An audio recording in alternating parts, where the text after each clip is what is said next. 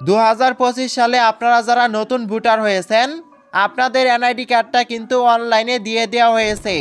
আপনি কিন্তু ফর্ম নাম্বারের সাহায্যে অথবা এসএমএস এর সাহায্যে আপনার এনআইডি কার্ডটাকে সংরক্ষণ করতে পারবেন।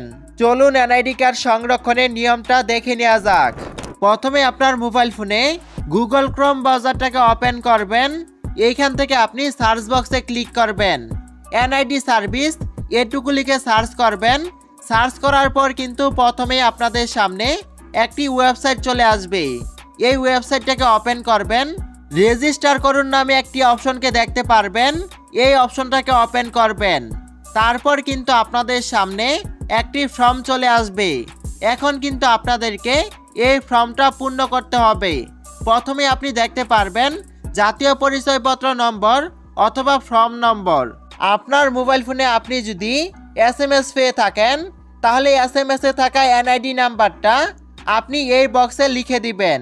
তাছাড়া আপনি যদি ফর্ম নাম্বারের সাহায্যে এনআইডি কার্ডটাকে সংরক্ষণ করতে চান তাহলে প্রথমে আপনি এনআইডি এফএম এটুকু লিখে নেবেন। তারপর আপনার ফর্ম নাম্বারটাকে এখানে বসিয়ে নেবেন।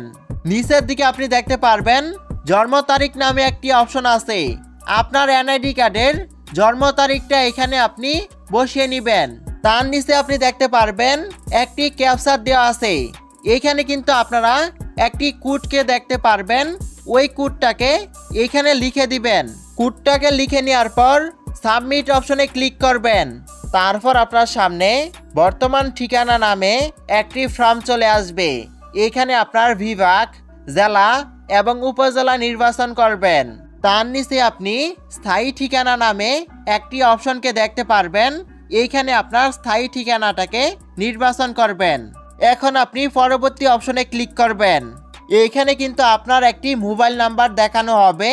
যদি এই মোবাইল নাম্বারটা আপনার কাছে থাকে তাহলে আপনি বার্তা পাঠান অপশনে ক্লিক করবেন। আর যদি মোবাইল নাম্বারটা আপনার কাছে না থাকে তাহলে মোবাইল নাম্বার পরিবর্তন করুন। এই অপশনে ক্লিক করে আপনি নতুন আরেকটা নাম্বার এখানে সেট করতে পারবেন। যেহেতু এই নাম্বারটা আমার কাছে আছে তার জন্য আমি বার্তা পাঠান অপশনে ক্লিক করতেছি। আপনার ওই নাম্বারে একটি কোড চলে আসবে। ওই কোডটাকে এখানে বসিয়ে নেবেন। তারপর বহাল অপশনে ক্লিক করবেন। তারপর কিন্তু আপনাদের সামনে ঠিক এরকম একটি ইন্টারফেস ওপেন হবে।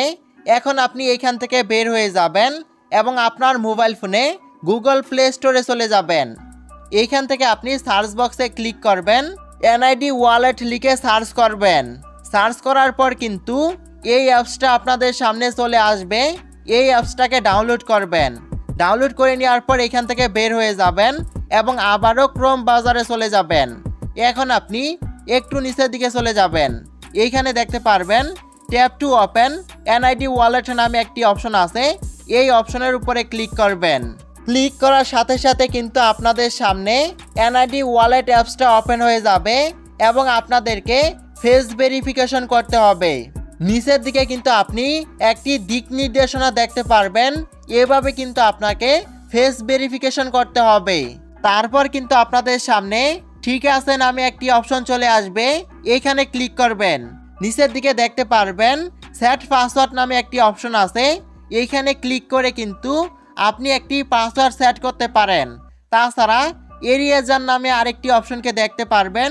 এইখানে ক্লিক করে কিন্তু আপনি এটাকে এড়িয়ে যেতে পারেন। তারপর কিন্তু আপনাদের সামনে আপনাদের এনআইডি কার্ডের হোম পেজটা ওপেন হয়ে যাবে। এইখান থেকে আপনি একটু নিচের দিকে চলে যাবেন। এইখানে দেখতে পারবেন ডাউনলোড নামে একটি অপশন আছে। এই অপশনে ক্লিক করে কিন্তু আপনার এনআইডি কার্ডটাকে আপনি ডাউনলোড করতে পারেন। পরবর্তীতে কিন্তু এই কার্ডটাকে প্রিন্ট করার মাধ্যমে আপনি যে কোনো কাজে যে কোনো জায়গায় ব্যবহার করতে পারবেন। ভিডিওটা এই পর্যন্তই।